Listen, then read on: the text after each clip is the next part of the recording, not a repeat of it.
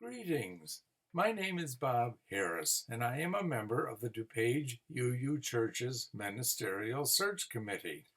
Your Ministerial Search Committee is pleased to present an overview of the recent survey findings. We greatly appreciate that 3/4 of our members and pledging friends took time to enter your responses.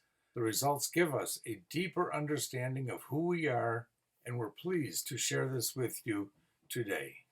As part of the congregational record that is submitted to the UUA, we needed to reflect our current makeup, vision, and thoughts about the best qualities that an incoming called minister might bring to us.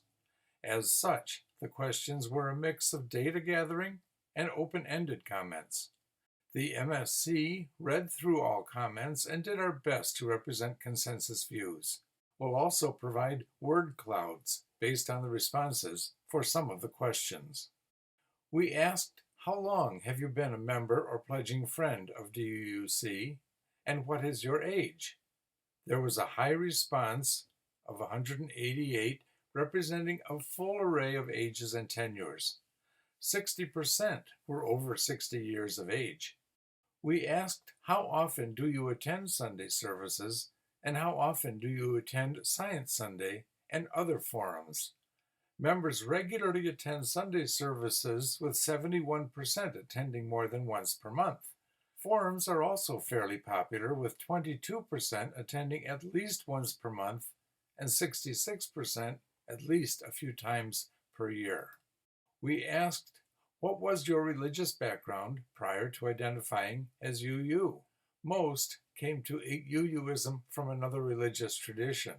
In order, respondents' backgrounds before UUism were 53% Christian, 16% non-religious, 15% other, 11% raised UU, 5% Judaism, and 1% Buddhism. We have great diversity in our beliefs. 27% identify as humanists, 23% as spiritual or non-theists, 16% as atheists or agnostics, 6% as theists, 13% as UUs with other or non-specific leanings, and 15% identifying as something else, including pagan, humanist, Buddhist, Jewish, and combinations of several beliefs. We asked how strongly you identify with various spiritual beliefs. We won't go into detail with this ranking exercise, but you may choose to pause this recording to look it over. Suffice it to say that these responses further show the wide diversity in our beliefs. We asked, which of the following do you normally practice at least 4 hours monthly? Many are actively volunteering with 42%, practicing meditation or mindfulness with 38%, and doing social justice work with 34%. We asked about sexual orientation and identity. We are a diverse community with almost a fifth, or 19%, identifying as other than heterosexual. Nearly all, with 99%, identify their gender as man or woman. We asked, do you consider yourself part of a multiracial family? From our separate diversity survey, we learned that a fifth, or 18%, of our families are multiracial. We asked, do you or members of your immediate family attending DUUC have disabilities that require accommodation to attend or participate in Sunday services, religious education, or other activities? From that same survey, we learned that a fifth, or 22%, have a family member that requires some accommodation. We asked about your highest level of education. Most, or 84%, have at least a bachelor's degree, and over half, or 56%, also have a master's degree or doctorate. We asked, how strongly connected do you feel to other members at DUUC? Responses varied on connectedness to others at church. 21% reported low or very low, that is 1 to 2 on a scale. 24% fair, and 55% good or very good on a scale of 4 to 5. We asked how confident you are in the church's financial well-being. Confidence in the church's financial well-being was reported as low or very low by 25%, fair by 48%, and good or very good by 26%. We asked how important is it for you to support the church financially, and what percentage of income does your annual giving represent? Importance to financially support the church was listed as low or very low by 8%, fair by 19%, and good or very good by 73%. Giving levels were 20% giving at 0 or 1% of their income, 47% giving at 2 to 4%, 26% giving at 5 to 9%, 6% giving at 10 to 14% of their income, and 1% giving at 15% or more of their income. We asked how aware you were that DUUC has been intentionally transforming to a policy governance model where the minister acts as chief of staff and implements policy provided to them from the board. Half, or 51%, were not aware that DUUC has been transitioning to a policy governance model. Here we show a word cloud with words most often repeated as larger than the rest. This deals with what makes for the most meaningful Sunday services and defining good preaching. Good services were described as supportive rituals, but also thought-provoking, both intellectually and emotionally stimulating, and relevant to our lives. We want our services to help us understand ourselves better, build community, and comfort us in difficult times. We also want to be challenged in our current thinking or behavior, whether to better ourselves or the world around us. We want to leave the service with something to think about during the coming week and to be motivated to return to the church service next Sunday. High-quality music is important.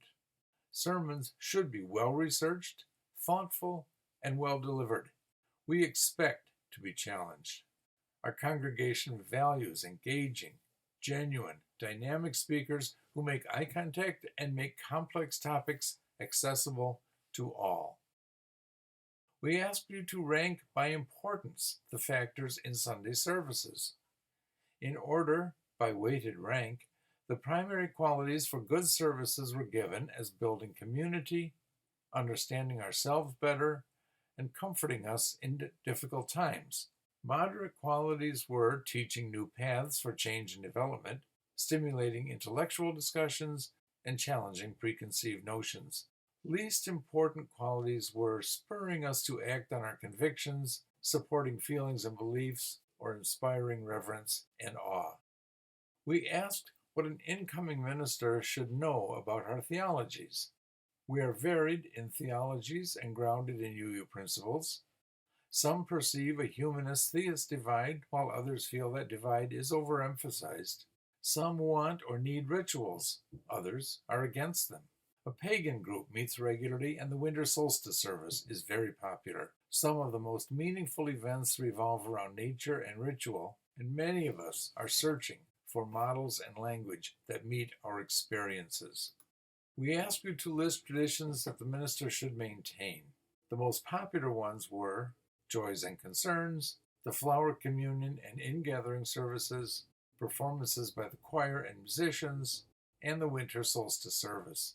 Other traditions mentioned often included youth activities, membership activities, social justice activities such as the Smile Project, PADS, and Special Collections, and Science Sunday.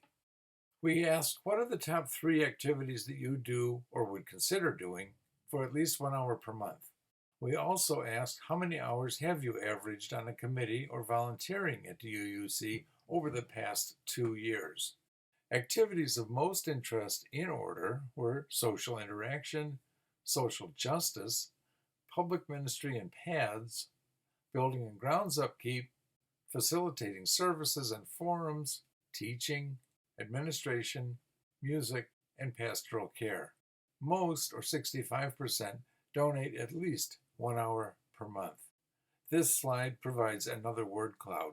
We asked how we as church members live our values and what recent work we've been involved in. Our values are demonstrated through our social justice work, including our Smile Project, monthly special collections, environmental protection work, participation in peaceful protests, and seeking positive change through political work. Also, our community outreach and service, including paths and support for Youth Outlook. We care for each other by providing youth religious education, being a welcoming congregation, being a green sanctuary congregation, active pastoral ministry associates and pastoral care, passing statements of conscience, and celebrating rites of passage. We asked what you think is slow, stuck, or unattended to. Mentioned most often were social justice work and community outreach, fellowship activities, membership and visitor relations, grounds and maintenance, volunteer involvement, and policy governance. Also mentioned were adult religious education and diversity within the church. We asked you to list in ranking order the most desired ministerial skills. In order, they were leading engaging Sunday services, facilitating a sense of community, providing pastoral care, developing leadership within the congregation, increasing membership, involvement along with the Director of Religious Education in religious education, managing staff members, leading social justice work, involvement with committees, involvement in interfaith and community affairs, and involvement in the greater UU denomination. On the next 4 slides, we asked what you expect for the minister. In the area of pastoral care, we expect the minister to work with and support the pastoral ministry associates, to be available in times of great need, such as death, hospitalizations, or life crises, and to have a genuine interest in the lives of congregants. In the area of home and hospital visits, we expect the minister to visit members in critical situations. In the area of children and adult religious education, we expect the minister to treat children as an important part of the church community, to interact positively with children, to collaborate with the Director of Religious Education, to provide quality adult religious education, and to support members who are leading adult religious education.